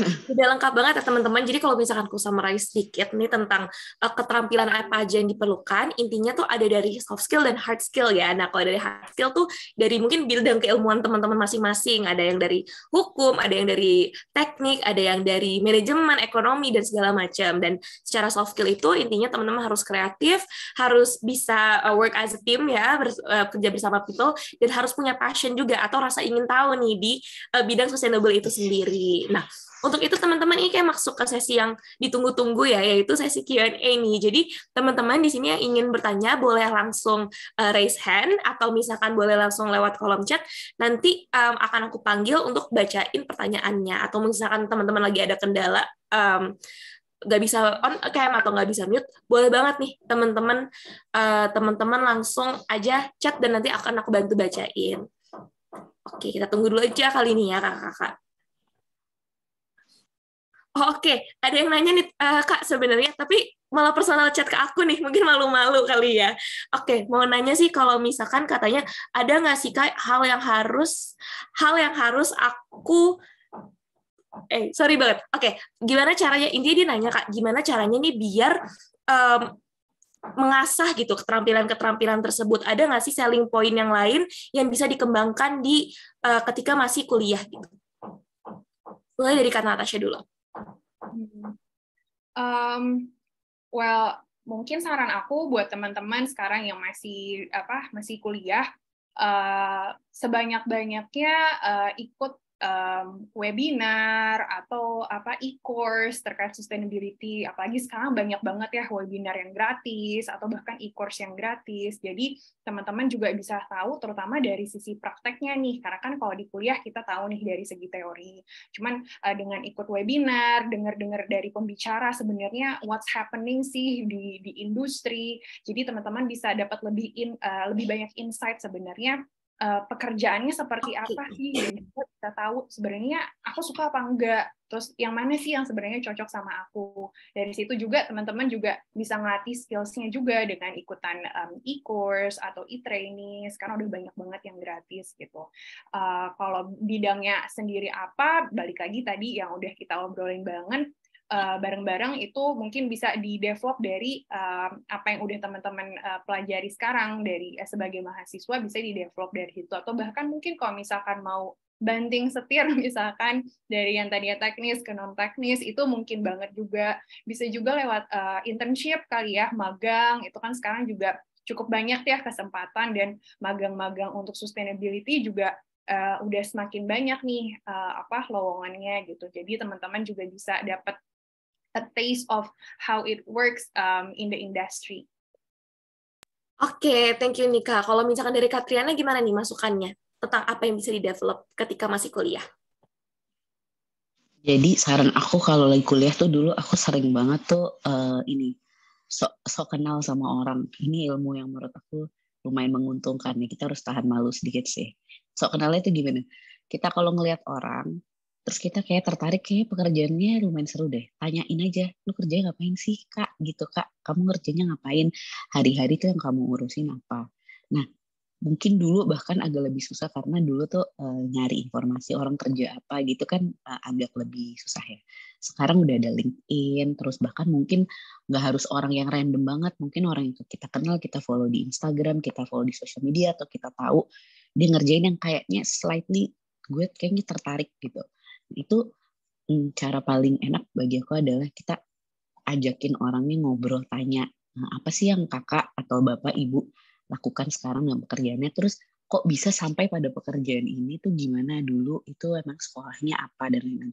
Nah kalau itu memang hal kita merasa kayak kayaknya itu tertarik deh pekerjaan itu, kayaknya gue tertarik, itu bisa cari tahu lagi ada nggak teman-teman lain yang bisa aku tanyain tentang ini gitu. Nah tentu di atas itu selain itu juga menambahkan mengenai kalau misalnya ada ya ilmu-ilmu gratis kayak webinar atau course atau sertifikat yang bisa diambil, itu sangat menguntungkan juga. Tapi kita harus mulai pada kita tahu dulu nih yang kita kepengenin tuh kira-kira yang kita tertarik apa. Dan di era sekarang tuh orang kerjanya tuh makin diverse gitu. Aku bahkan sering menanyakan ke yang lebih muda-muda gitu, yang kayak yang baru masuk kerja, karena itu membuat kita juga jadi tahu sekarang tuh emang yang dibutuhin tuh pekerjaan apa aja. Kalau dulu kan mungkin sangat kayak spesifik ya udah kayak keuangan gitu, terus kayak marketing, terus apa gitu. Sekarang kan ya itu karena tadi kayaknya isu di dunia nggak bisa dipisah-pisah, semua tuh semakin nyambung, jadi semua orang kayaknya punya pekerjaan tuh berbeda-beda dan seru. Nah semakin kita menemukan apa yang menurut kita suka, kita gali lebih banyak dengan ajak bicara gitu, atau kita research ya, bisa kita tahu dia judul pekerjaannya, title-nya apa, kita Google aja kayak ini apa sih orang kayak gini tuh kerjaannya apa gitu. Bisa dimulai dari situ sih. Maksudnya simple tapi itu lumayan membantu dalam kita kalau lagi mau career searching gitu. Oke, berarti kalau misalkan aku bisa simpulin nih dari dua jawaban Kak Natasha dan Kak Triana, intinya tuh to find more info ya, to get knowledge aja nih tentang karir-karir yang ada di Green Jobs itu sendiri. Nah, semakin kita banyak tahu nih, kalau kata Kak Triana, kita bisa stalk sedikit orang-orang yang kita inspiring di LinkedIn, mungkin bisa kita tanya-tanya tentang pekerjaannya apa, dan terus nanti bisa ikutin sarannya dari Kak Natasha, yaitu ikut webinar, ikut e-course, dan nambahin apa yang kita mau setelah kita tahu nih kira-kira apa sih bidang pekerjaan yang menarik menurut kita. Oke, thank you banget nih Kak. Nih ada pertanyaan dari Ria nih, dari Kak Ria nih, kayaknya menarik banget pertanyaannya. Mau tanya menurut kakak-kakak gimana di mana skill gap yang banyak ada di calon talent saat ini untuk memenuhi kriteria green jobs di perusahaan masing-masing. Boleh dari Kak Triana dulu. Pertanyaannya gap paling besar di mana ya? Iya, skill gap-nya Kak. Oke. Mungkin skill gap-nya itu lebih ke ini ya, aku nggak tahu if this is a skill gap, tapi yang memang terkadang dibutuhkan, misalnya kita udah dapat talent tuh yang aku udah ahli banget di satu bidang, misalnya teknik lingkungan gitu ya, misalnya seperti Natasha misalnya sudah fokus di satu hal gitu bidangnya. Banyak yang aku lihat ya, tapi ini memang seiring dengan berjalannya waktu, harus dengan pengalaman kerja dan lain-lain, itu kemampuan untuk bisa melihat kayak gimana sih posisi saya itu bisa nyambung dengan yang si satunya. Kayak how does me as a lulusan teknik lingkungan itu kira-kira bisa atau harus bisa memberikan informasi atau juga bahkan menerima informasi yang beneficial bagi apa yang saya lakukan dengan orang bidangnya misalnya business development, dengan orang bidangnya communication misalnya. Jadi kemampuan yang semakin bisa melihat kita tuh gimana terinterkoneksi dengan orang lain, itu yang menurut aku akan jadi semakin penting, dan sekarang aku melihat itu masih belum ada gitu. Dan sebenarnya bukan karena skill setnya juga sih, mungkin itu adalah sesuatu yang baru bisa dibangun over time karena kita udah punya pengalaman kerja dan lain-lain gitu. Sehingga jadi melihat suatu masalah itu nggak selalu dari kacamatanya ini aja gitu. Tadi kan Natasha juga bilang, kita renewable energy, misalnya kita ahli solar panel, teknologi solar panel, tapi kita nggak bisa ngitung dampaknya terhadap perusahaan gimana. Itu nanti kayak ya ujung-ujungnya kan perusahaan juga kayak kita mau investasi, misalnya kita mengganti teknologi sumber energi kita, tapi kita harus tahu dong itu dampaknya terhadap perusahaan sangat menguntungkan, sangat merugikan, kalau rugi berapa lama dan lain-lain. Itu ilmu-ilmu yang yang seperti itu yang menurut aku harus semakin dibangun gitu. Jadi nggak hanya kita punya keahlian A, tapi juga bisa menempatkan diri keahlian saya yang A ini bisa berarti apa bagi yang lain, dan juga yang lain yang saya perlukan dari yang lain apa, supaya saya dalam kegiatan bekerja saya dengan keahlian saya ini bisa semakin membuat keputusan yang lebih bermanfaat gitu. Itu sih menurut aku. Oke, thank you Kak. Kalau misalkan di hari Kak Natasha gimana nih Kak? Ada skill gap apa dia di perusahaan Kakak sendiri? Ya, yang dirasain sih sebenarnya kurang lebih sama dengan yang barusan aja Kak Triana sampaikan ya. Jadi intinya bagaimana ini a large number of people dengan skills mereka sendiri bisa berbicara bahasa yang sama, bahasa sustainability gitu ya. Karena misalkan teman-teman teknik bicara bahasa teknik, teman-teman sosial bicara bahasa sosial, cuman kan kalau mau ngomongin sustainability harus ketemu nih tengah-tengah gitu. Jadi bridging that gap. Jadi not necessarily skills gap mungkin ya, cuman itu realita yang kita hadapi sekarang gitu. Selain itu mungkin kalau aku nambahin lebih ke arah bagaimana kami semua juga yang sekarang udah kerja untuk bisa terus berlatih supaya how we approach problem, how we come up with solution selalu multidimensi gitu. Karena mungkin udah insting lama kali ya, bawaannya tuh pengen mikirnya dari satu dimensi aja, jadi harus terus dilatih, dimana kita juga harus bisa consider dimensi lain, jadi nggak cuman sosial aja, atau nggak cuman lingkungan aja, atau nggak cuman dari sisi ekonomi atau bisnis, tapi digabung nih tiga-tiganya, harus dibiasain itu jadi kayak apa namanya budaya ya, cara berpikir yang multidimensi, yang holistik. Itu aja sih dari aku. Oke, berarti intinya tuh gak boleh mengkotak-kotakan ya, mengkotak-kotakan bidang ilmu sendiri, tetap harus sharing, tetap harus mau untuk bekerja sama dengan bidang ilmu yang lain. Oke, nah Kak, sebenarnya ini masih ada 2 pertanyaan lagi nih, tapi sayang banget karena kendala waktu juga, kita harus berhenti di sini dulu untuk sesi 1 kali ini. Nah, untuk itu aku mau bilang makasih banget untuk Kak Natasha dan juga Kak Triana yang udah mau hadir nih di Low Carbon Webinar hari ini. Selain itu juga, aku mau sebelum kita lanjut ke sesi 2, aku mau ngingetin teman-teman lagi nih, untuk follow Instagramnya Fair Atmos, yaitu @fairatmos_id. Nah, untuk teman-teman yang pertanyaannya belum terjawab, hari ini bisa banget untuk chat di sana, dan nanti kita diskusi, dan juga pertanyaan atau concern-nya itu bisa dijawab melalui IG. Jadi, jangan lupa di-follow ya, teman-teman. Nah, untuk itu sebelum kita lanjut ke sesi selanjutnya, ini mungkin kita boleh foto dulu nih ya, teman-teman, sama kakak-kakak yang cantik ini nih, kakak-kakak speaker kita yang cantik. Untuk itu boleh on cam ya teman-teman semua. Oke, kita tunggu 1 menit kali ini buat teman-temannya on cam.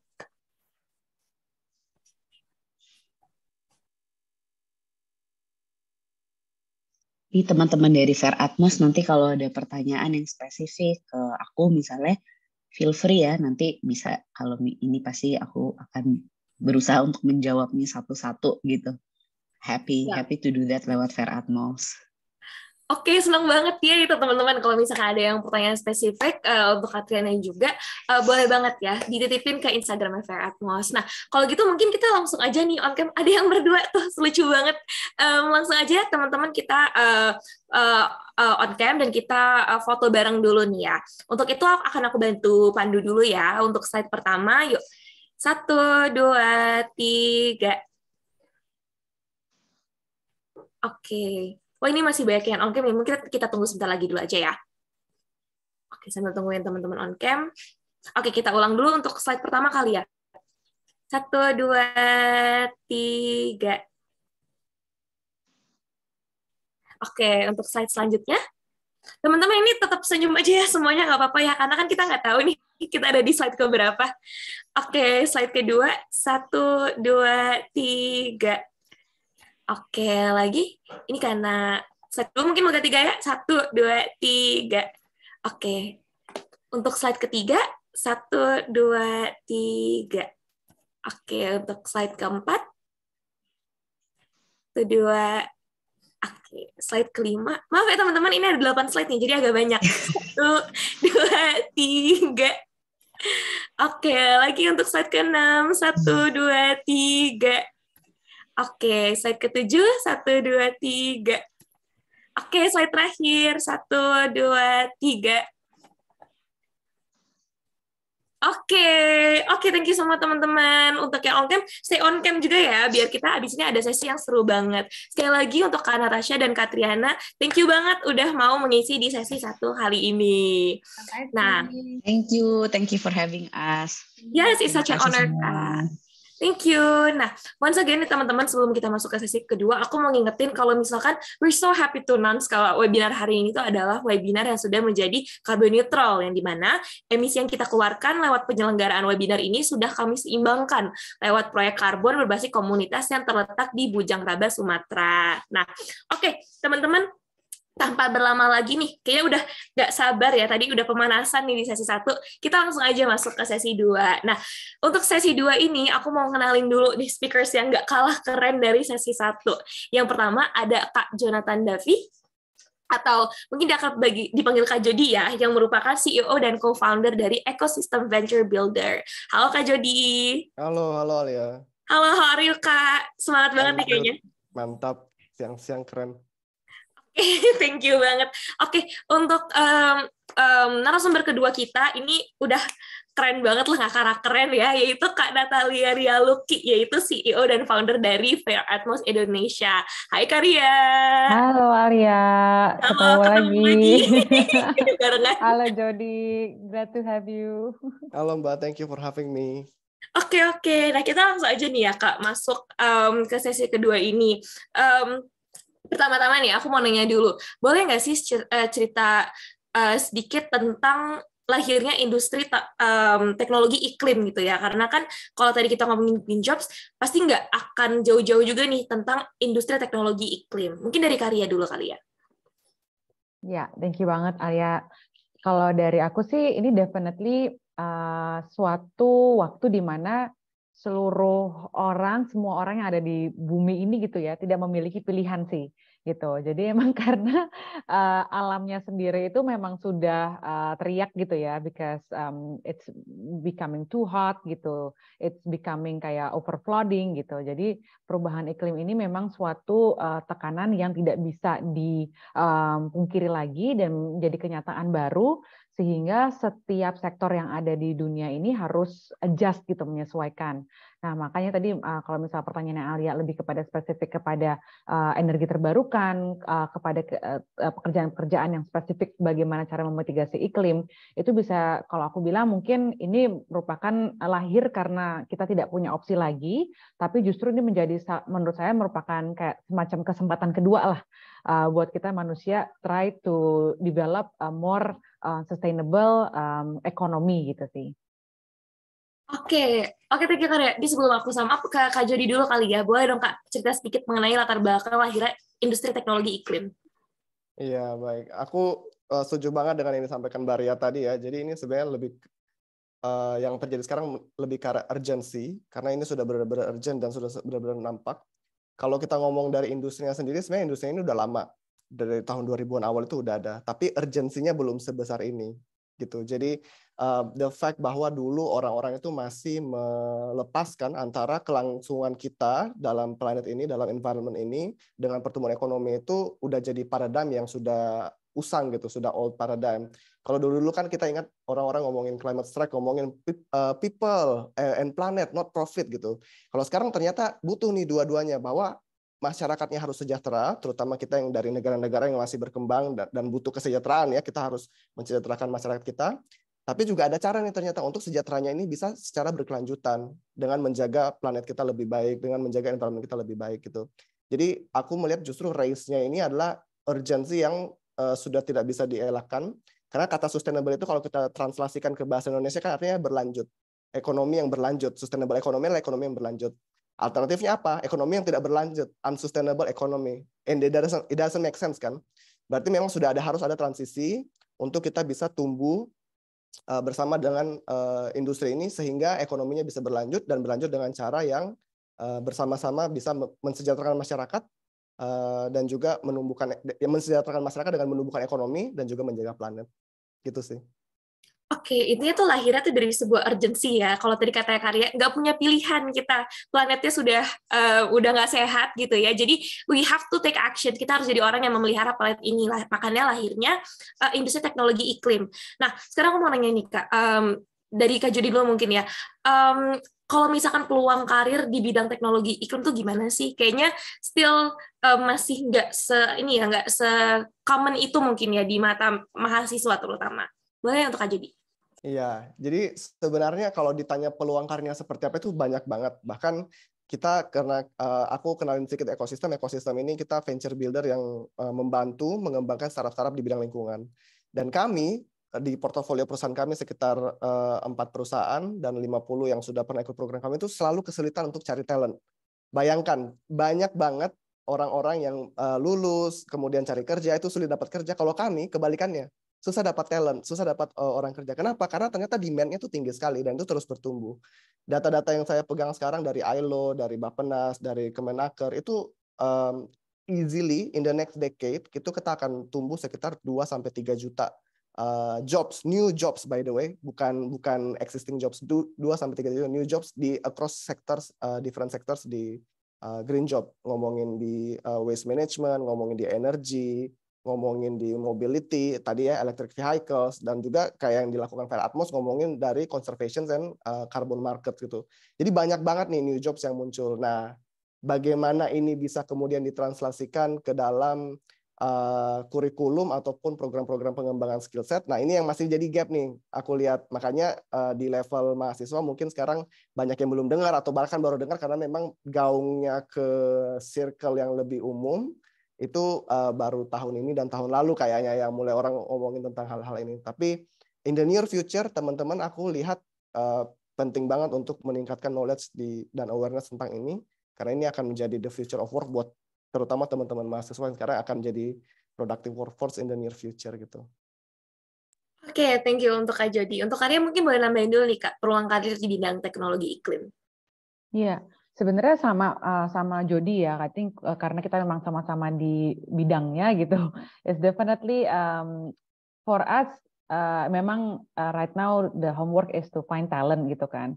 Sebenarnya mungkin kalau yang aku sempat ngobrol-ngobrol sama potential talent yang kayaknya wah very performing gitu, bisa banget untuk contribute. Kadang-kadang it's not about the talentnya yang tidak cocok, tapi lebih kepada ngerasa tidak relevan gitu. Karena kan kalau misalnya tadi ada take away dari sesi pertama kan bahwa dan juga tadi Jody bilang kan this is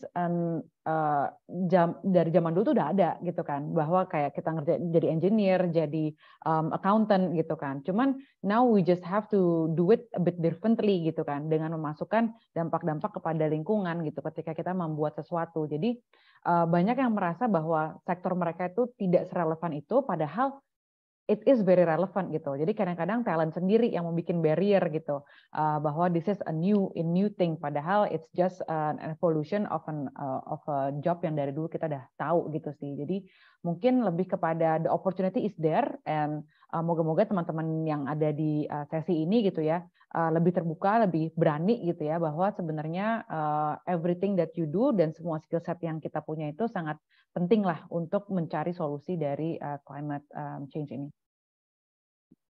Oke, berarti sebenarnya jenjang dan peluang karirnya itu besar banget ya Kak. Cuma permasalahannya sekarang itu there's a lot of people atau masih banyak fresh graduate atau student tuh yang nggak berani gitu untuk main-main nih ke dunia teknologi iklim karena ngerasa kayak aku kurang kocak, kayak aku nggak bisa deh atau apa. Sebenarnya we need more talent teman-teman ya gitu. Jadi mungkin harus lebih berani nih, dan mungkin setelah sesi ini bisa langsung searching tentang bidang teknologi iklim. Nah, selain itu juga tadi juga dijelaskan kita ya sama Kak Jody tentang ternyata dari data dan segala macam ini tuh merupakan salah satu jenjang karir yang baik nih ya Kak. Oke, aku mau masuk ke sini dulu. Mungkin dari ke Karya dulu, boleh jelasin dikit nggak sih Kak siapa itu Fair Atmos dan apa sih manfaatnya menjadi pendukung? Kita kan punya hashtag nih kolaborasi pulihkan atmosfer gitu ya. Nah, apa sih manfaatnya untuk mendukung gerakan itu dan kenapa itu bisa masih berpengaruh kepada jenjang karir dan juga kepada green jobs ini gitu? Ya, thank you Alia. Jadi buat teman-teman, Fair Atmos itu sendiri adalah platform teknologi yang bercita-cita untuk menjadi platform yang bisa membantu menyerap karbon atau emisi gas rumah kaca sebesar-besarnya. Kita ingin membantu teman-teman yang ingin membuat proyek penyerapan karbon supaya jauh lebih mudah dan mempertemukannya kepada company-company yang ingin melakukan offset atau memiliki program-program sustainability lainnya. Bisa dikatakan ini sangat sejalan gitu ya, dan nanti mungkin Jody juga bisa cerita lebih dalam lagi tentang ekosistem. Bisa dikatakan bahwa ini sejalan dengan bahwa sektor dari climate technology ini membutuhkan banyak sekali inovasi gitu ya. Karena yang bisa kita lihat ini di dunia climate action ini tuh sudah banyak sebenarnya pilar-pilarnya. Ada climate mitigation, ada salah satunya dengan renewable energy, dengan sustainable living, for example gitu ya. Tapi gimana caranya supaya apa yang sudah ada sekarang ini bisa di-approach dan bisa menginclude lebih banyak lapisan masyarakat lagi. Itulah angle yang Fair Atmos ingin bikin gitu ya, di mana bagaimana caranya supaya carbon market yang sudah ada established, dan tadi Jody udah cerita gitu ya, ini udah dari tahun 2000, udah dari awal akhir 90-an bahkan gitu kan ya, orang ngomongin carbon credit, carbon market merupakan salah satu sistem yang bisa mereward conservation gitu ya. Tapi kenapa kok sampai sekarang orang yang ikutan ya itu aja gitu kan. Jadi gimana caranya supaya kita lebih engage more people, include more communities gitu ya, supaya bisa ikutan. It's something yang menjadi misi besarnya Fair Atmos. Itulah sebabnya juga kita mengadakan gerakan pulihkan atmosfer, itu supaya tadi cita-citanya supaya kita we want to be an inclusive movement, bahwa everybody has something to a role to play gitu ya.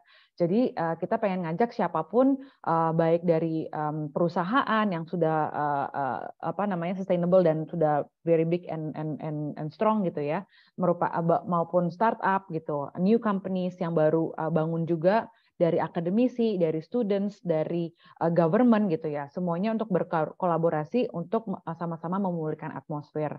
Itu sih Alia, dan kenapa kita pengen banget teman-teman semua untuk join, karena bisa dikatakan Fair Atmos dan kolaborasi ini itu merupakan suatu wadah yang itu sama-sama orang-orang yang punya ide gitu. Jadi gimana supaya that idea bisa disambut baik satu sama lain dan buat yang cocok gitu bisa kita kembangkan bersama-sama. Mungkin itu Alia dari aku. Oke, thank you banget Kak Riani. Jadi teman-teman tadi kan waktu teman-teman daftar nih ke form RSVP, teman-teman bisa lihat kan ada hashtagnya tuh pulihkan atmosfer. Nah, teman-teman di sini kita mau bareng-bareng ya untuk berkolaborasi nih, finding solutions, finding ways, and gimana caranya biar permasalahan sustainable itu menjadi permasalahan yang lebih inklusif ya. Ini gitu. Oke Kak Riani, nanti kita akan balik lagi ke situ. Tapi sebelumnya untuk Kak Jody nih, boleh Kak kenalan juga dulu. Misalnya aku pengen tahu tuh siapa itu atau apa itu ekosistem dan gimana sih ekosistem itu bisa membantu menyelesaikan masalah inovasi anak muda, dan gimana itu bisa membantu untuk anak muda nggak cuma di green jobs, tapi mungkin bisa menciptakan peluang kerja atau bisnis baru gitu ya Kak. Oke, mungkin aku elaborate sedikit dari yang tadi aku jelaskan dengan analogi yang lebih mudah dipahamin kali ya. Kalau misalnya ada yang pernah nonton drama Korea Startup gitu, kemarin ada si Han Ji Pyong sama Sodalmi, dia ketemu di satu platform atau aktivitas namanya Sandbox. Nah, kurang lebih itu ekosistem seperti itu. Atau kalau misalnya dulu ada yang di angkatan saya, kalau dulu kecil-kecil kita mainnya PlayStation, terus main PlayStation, ada main Harvest Moon, ada Wormhouse. Nah, dari Wormhouse jadi tumbuhan itu kapanpun dia mau ditanam sampai dia tumbuh dengan bagus dan berbuah itu selalu bisa dibantu. Kurang lebih ekosistem itu melakukan hal yang sama dengan Sandbox, dengan Wormhouse, tapi bedanya kami lakukan itu untuk para entrepreneur dan startup di bidang lingkungan. Jadi saat kita mau menumbuhkan startup, itu kan susah banget ya. Banyak uncertainty, banyak tantangan, yang dikerjakan banyak, dimulai juga mikirnya, aduh modalnya gimana ya.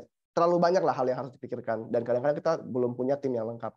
Nah, ekosistem datang di fase awal itu untuk bantu temukan dengan tim yang tepat, bantu untuk melihat bisnis modelnya gimana, bantu melihat impact-nya gimana, bantu melihat bagaimana nih kita bisa teman-teman tumbuh secara sustainable, sehingga nanti teman-teman benar-benar waktu menjalankan bisnisnya itu merasa nggak hilang gitu, tapi ada pathway yang sudah kita bangun buat teman-teman bisa bertumbuh bersama ekosistem. Aku nggak bilang ikutin karena every journey is different journey at the end of the day, tapi kita bantu untuk teman-teman bisa tidak merasa hilang lah dan tidak merasa sendiri.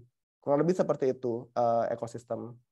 Sedikit lagi tentang bagaimana kita menciptakan green jobs, karena tadi kita bantu banyak startup dan perusahaan ya, ada beberapa juga kita invest in. Startup ini itu butuh banget lebih banyak talenta, dan karena sekarang ini visibility talenta atau workforce-nya itu masih sangat kecil, Jadi kita coba untuk bangun talentanya. Jadi kita ada program ekosistem kampus, kita main sama kampus-kampus untuk perkenalkan Green Jobs Talent. Kita punya online courses-nya, kita ada certification programs-nya, supaya nanti visibility dari teman-teman yang mau transisi atau masuk ke Green Jobs ini, jadinya ada ini nih, ada pathway yang jelas, ada cara yang jelas supaya waktu teman-teman yang dari startup juga lihat, oh iya benar nih, dia ada skill set ABCDE yang sesuai gitu. Kurang lebih seperti itu. Nanti mungkin bahkan kita sempat ngobrol-ngobrol kemarin sama Mbak Ria, kita juga cari apa ya yang buat carbon accounting di Per-Atmos, mungkin kita bisa explore bareng ekosistem karena kita we need all the help that we can get dan we can grow together.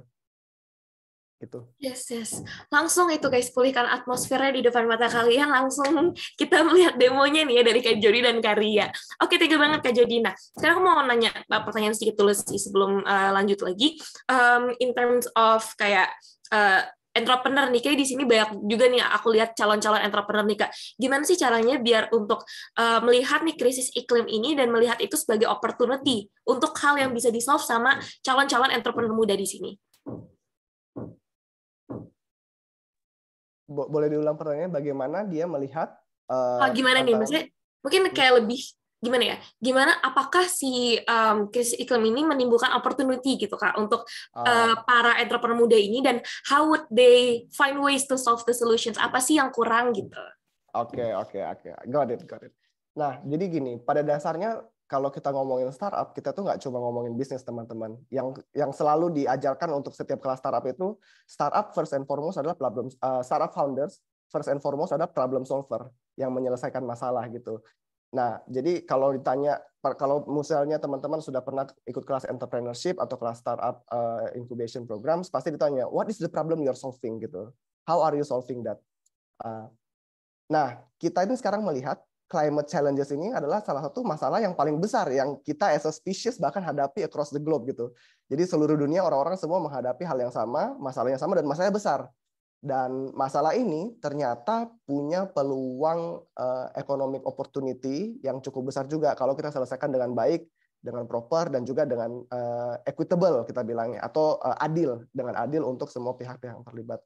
Jadi kalau ditanya cara menyelesaikan, apakah ada opportunity dalam menyelesaikan climate problems ini atau permasalahan iklim, tentu ada.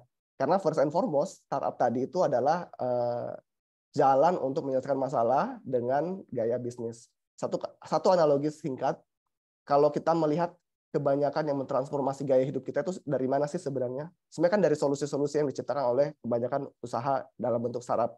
Misalnya kita dulu kalau nanya-nanya sesuatu susah, sekarang ada Google. Anything kita bisa nanya Google. Google itu apa? Google itu startups gitu.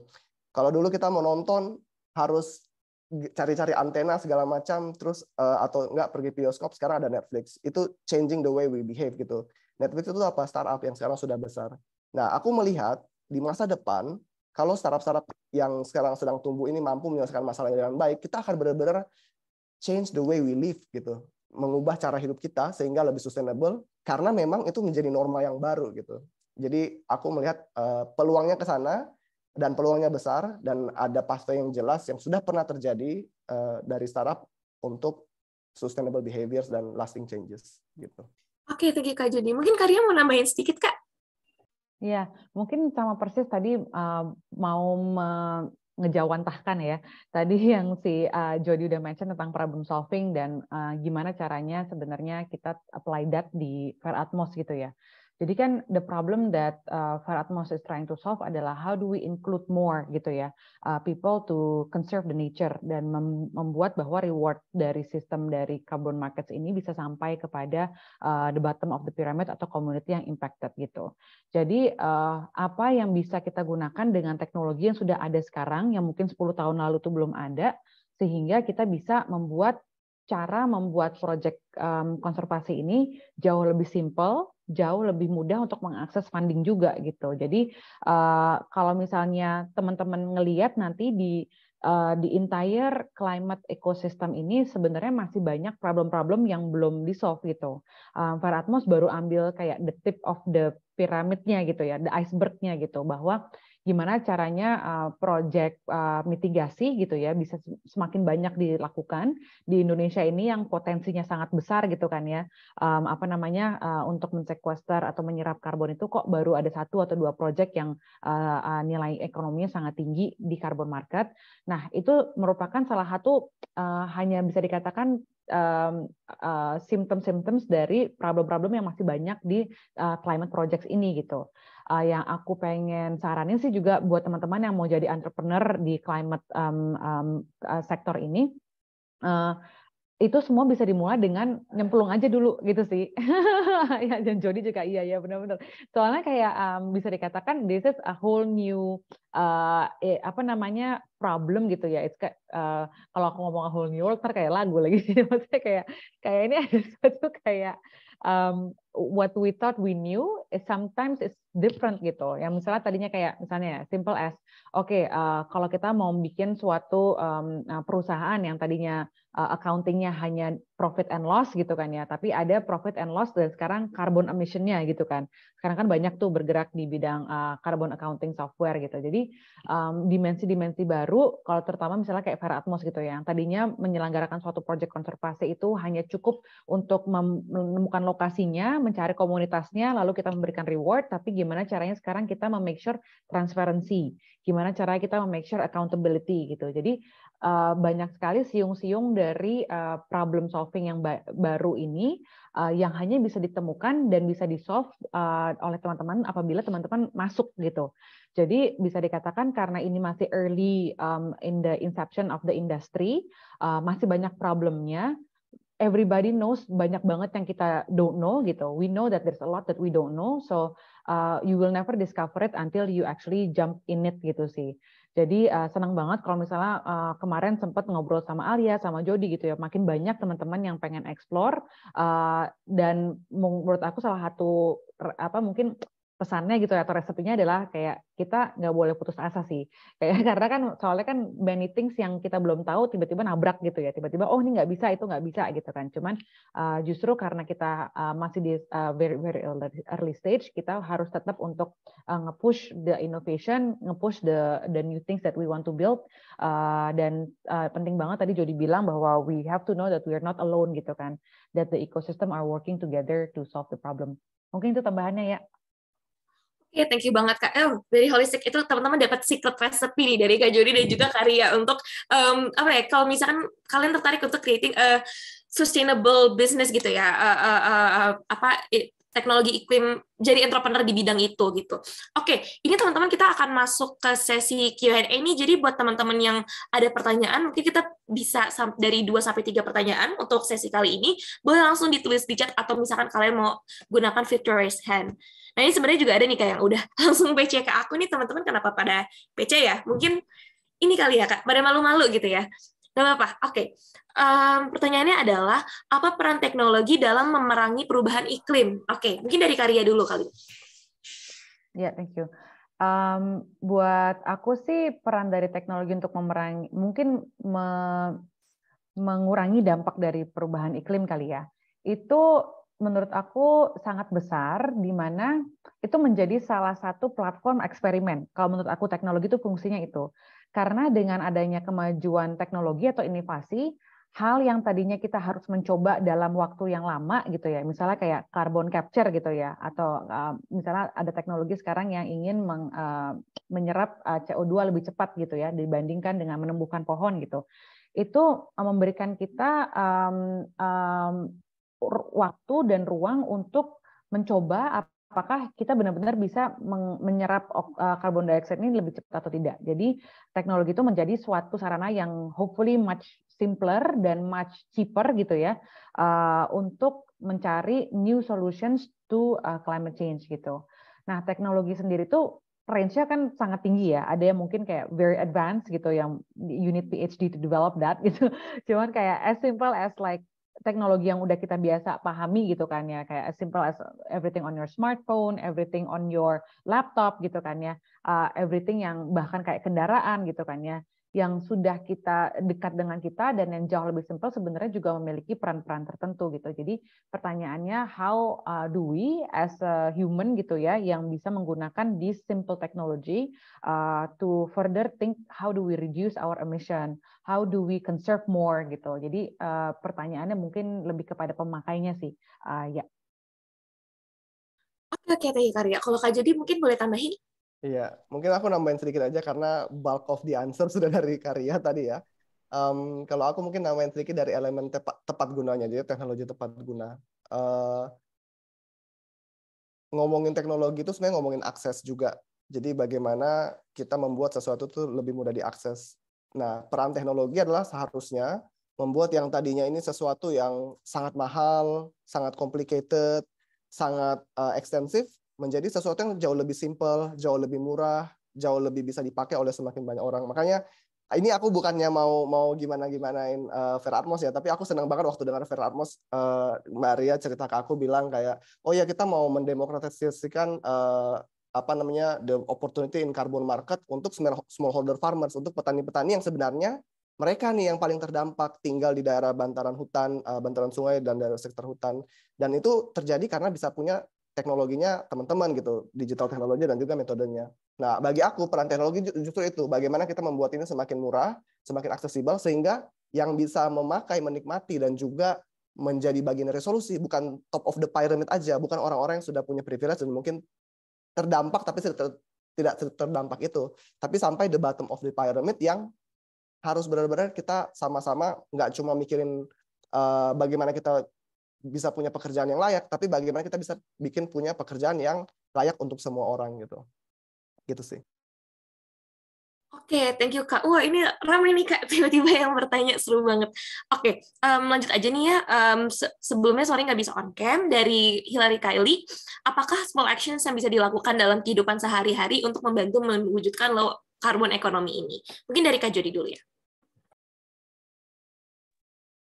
Yang bisa dilakukan untuk sehari-hari untuk mewujudkan low carbon economy ini sebenarnya banyak banget ya, mulai dari yang di rumah kita memilih untuk kalau online delivery kita kurangin gitu, tapi kita coba untuk pakai Tupperware untuk konsumsinya, jadi nggak pakai plastik terlalu besar.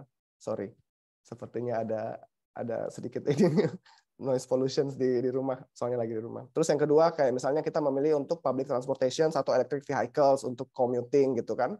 Terus ketiga kita bisa juga, bahkan kalau bukan sesuatu yang kita lakukan atau kita konsumsi, kita juga bisa sharing awareness ke teman-teman, ceritain apa yang teman-teman lagi baca, apa yang teman-teman lagi perhatikan, berita-berita yang sedang menarik, sehingga awareness dan juga kepedulian terhadap challenges iklim ini itu bukan cuma berhenti teman-teman, tapi satu, teman-teman sudah menjadi contoh bahwa teman-teman gaya hidupnya rendah karbon. Terus yang kedua adalah teman-teman juga ikut berbagi untuk mengajak lebih banyak orang. Jadi jangan sampai cuma salah satu nih, cuma mengajak atau cuma hidup sendiri. Dua-duanya nggak jalan tuh. Biasanya kalau cuma ngajak doang, ntar bilang lu omdo nih, nggak ada aksinya. Tapi kalau aksi doang lama-lama stres karena rasanya sendiri banget. Jadi ajak juga teman-teman yang lain. Kayaknya itu yang paling simpel sih di level kita. Oke, berarti nggak cuma kita sendiri yang berubah, tapi kita juga harus ngajak teman-teman yang lain ya, Kak. Mungkin Karya mau nambahin sedikit? Ayah, apa mungkin aku langsung touch the second question aja kali ya? Boleh. Ini kayaknya langsung, ya langsung untuk Karya nih. Oke. Aku baca itu. Ya, pertanyaannya, apakah dalam bisnis yang konvensional bisa ikut berkontribusi juga ya, karena emang pembicaranya kayaknya di sesi kedua ini banyak kan startup dan teknologi. Makasih banget pertanyaannya, Winnie gitu ya. Justru bisa dikatakan the startup and the tech sector ini only play maybe 10-20% of the work gitu ya. Hanya yang permasalahan-permasalahan baru gitu. Sedangkan the big chunk itu adalah yang mungkin bisa kamu tadi utarakan sebagai conventional business gitu. Tadi kan di sesi pertama apalagi itu is the proof of that conventional business gitu kan ya, FMCG industry, energy industry gitu. Mereka lah yang justru harus menjadi champion dari solusi-solusi rendah karbon ini gitu. Karena kalau misalnya aku boleh share sedikit, kalau di dunia pemahaman mengenai emisi carbon footprint ini, kan biasanya kita mengenal adanya scope 1, scope 2, scope 3 gitu ya. Itu caranya kita mencari tahu sebenarnya sumber emisi karbon itu ada yang dari memang pembangkit energi gitu ya. Memang karena kan paling besar sumber emisi itu dari pembangkit energi yang tidak berdasarkan energi terbarukan gitu, masih menggunakan batu bara, itu kan emisinya wah ngepul banget gitu ya. Yang kedua itu adalah dari penggunaan konsumsi energi dari bisnis-bisnis konvensional gitu, scope 2-nya gitu. Sedangkan yang tiga baru indirect-nya, baru dari kayak karyawannya dan segala macam. Nah, bisa dikatakan scope 1, scope 2 itu yang energi gitu ya.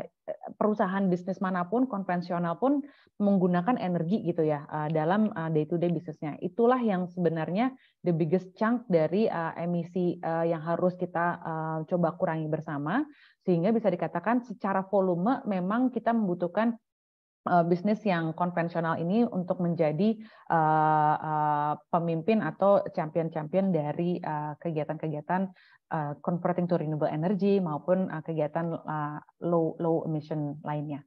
Mungkin itu dari aku, Alia, tambahannya. Oke, thank you banget Karya. Ini ini ya. Jadi intinya adalah we only place startup itu only place small parts of it. More likely itu orang-orang yang menggunakan gitu ya, atau orang-orang yang juga big companies atau conventional company yang membantu juga untuk merealisasikan gitu ya low carbon economy ini. Oke.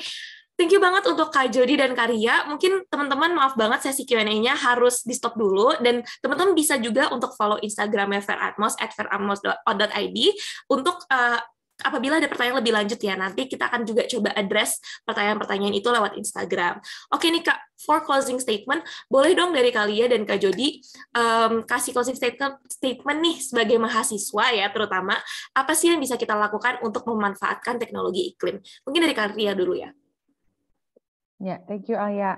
Kalau dari aku mungkin buat teman-teman di sini, despite orang-orang bilang oke, ini ekonomi lagi mau resesi gitu, di tech juga ada tech winter gitu ya. Bisa dikatakan emang it seems like it's a difficult time, yes it is, tapi di satu sisi itu juga menjadi peluang buat teman-teman untuk memfokuskan diri dan mempersiapkan diri untuk sektor-sektor ekonomi baru. Salah satunya adalah iklim dan juga sektor teknologi iklim ini. Ini kita membutuhkan teman-teman untuk menjadi pionir-pionir yang suka bereksperimen, yang suka berpikir multidimensi gitu ya, supaya bisa menjadi kontributor terhadap gimana cara kita memitigasi dan mengurangi dampak perubahan iklim, dan tentunya apabila kita memiliki suatu solusi yang memberikan penyelesaian terhadap suatu masalah, nilai ekonominya pun akan ikut juga gitu. Jadi don't worry bahwa ini memang sektor yang baru, tapi justru sektor yang menjanjikan, dan moga-moga kita bisa ketemu teman-teman semua di sektor perubahan iklim bareng-bareng sama Fairatmos dan juga bareng sama ekosistem dan semua yang ada di sini. Thank you Alia. Thank you Karya. Oke, udah kalau dari Kak Jody boleh Kak kasih closing statement-nya? Oke, thank you Alia. Kalau dari aku sih sebenarnya simple aja. Jadi kalau bagi kami sebenarnya green transitions itu keniscayaan. Kita barusan kalau dengar berita G20 kemarin, bahkan Indonesia itu akan invested 20 billion US dollar untuk membantu sustainable energy transition. Dan sustainable energy transition itu cuma satu aspek dari macam-macam aspek green economy transitions gitu. Jadi masih banyak transition lainnya.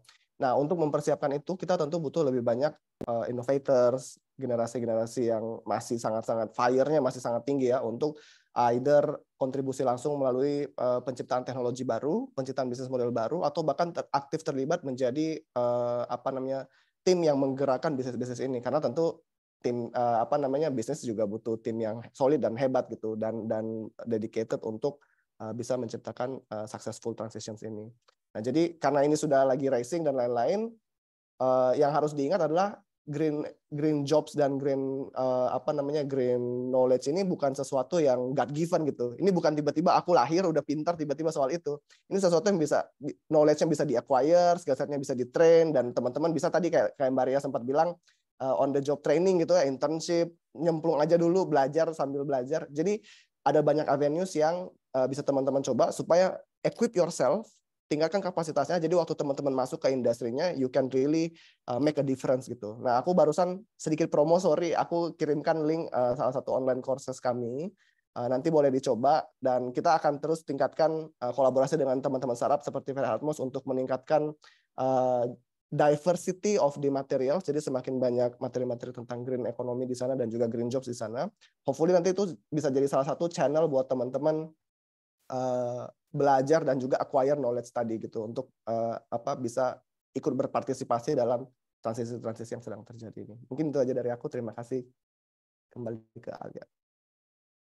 Yes, thank you juga untuk Kak Jody. Oke, thank you banget untuk Karya dan Kak Jody. Udah sampai dikirim link nih teman-teman, seru banget ya untuk webinar hari ini. Very insightful, especially for students ya, like myself. Kayak belajar banyak banget nih dari Kak Jody dan juga dari Karya. Oke teman-teman, gak kerasa kita udah ada di ending di sesi acara hari ini. Tapi mau inget-inget nih, tadi kan aku di awal bilang siapa yang suka dapat hadiah gitu kan. Nah, teman-teman ini saat-saat seru karena kita bakal spin wheel untuk siapa yang akan mendapatkan hadiah dari Fair Atmos. Hadiah yang very eksklusif, yang very keren nih dari Fair Atmos. Boleh untuk operator ya, untuk share screen dulu kali ini. Kita bakal spin wheel. Oke. Kita tunggu dulu aja ya teman-teman screen-nya.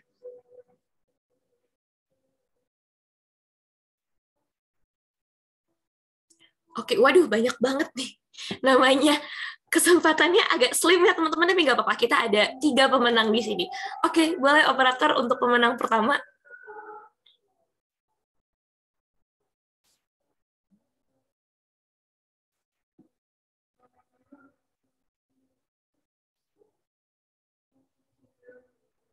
Oke, Jovan Joaquin ya. Jovan Joaquin boleh untuk on cam atau on mic dulu nih untuk halo-halo biar bisa dihubungi oleh operator kita. Congratulations ya untuk Jovan. Halo Jovan. Ada di sini nggak nih?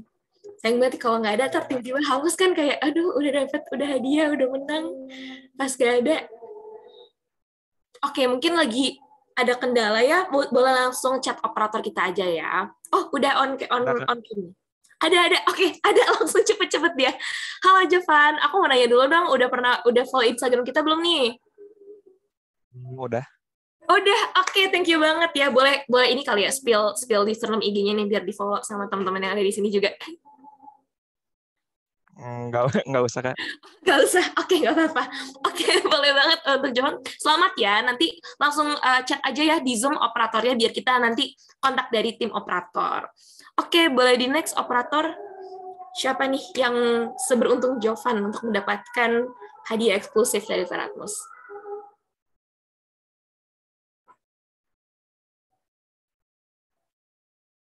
Ini masa-masa mendebarkan ya, drum roll. Oke, Laurencia Vindriani. Oke, Laurencia Vindriani. Oke, kepada Laurencia apakah ada di Zoom-nya? Boleh untuk on cam atau on mic dulu?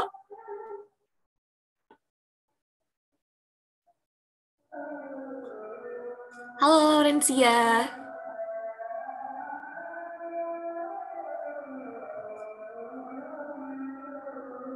Oke, mungkin Laurencia juga lagi ada kendala dulu ya. Boleh di next aja kali dulu operator.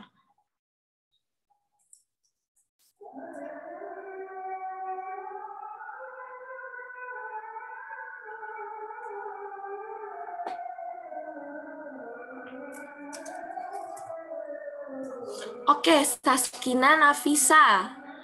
Selamat nih kepada Saskina. Ini pemenang terakhir ya, keren banget. Saskina, halo. Boleh untuk on cam atau on mic dulu?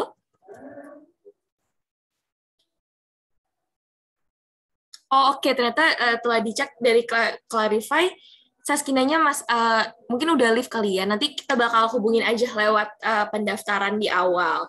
Oke, congratulations kepada Jovan, Sakina, dan Laurencia. Selamat ya, kalian akan mendapatkan kaos yang keren banget dari Fair Atmos nih yang dipakai sama Ibu CEO kita hari ini. Woo!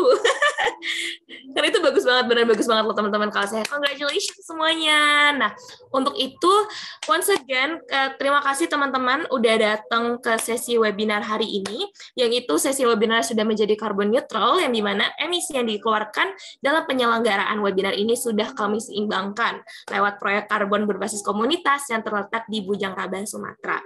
Untuk itu, terima kasih teman-teman sudah menghadiri acara hari ini dan berkontribusi terhadap penurunan emisi karbon. Selanjutnya, kami akan mengirimkan link yang akan dikirimkan oleh operator untuk sertifikat di kemudian hari. Jadi, nanti hari Senin, teman-teman boleh dicek emailnya ya untuk klaim sertifikat Carbon Neutral Webinar hari ini. Untuk itu, aku Alia Andrina, pamit untuk diri. Sampai bertemu di kesempatan berikutnya. Dadah!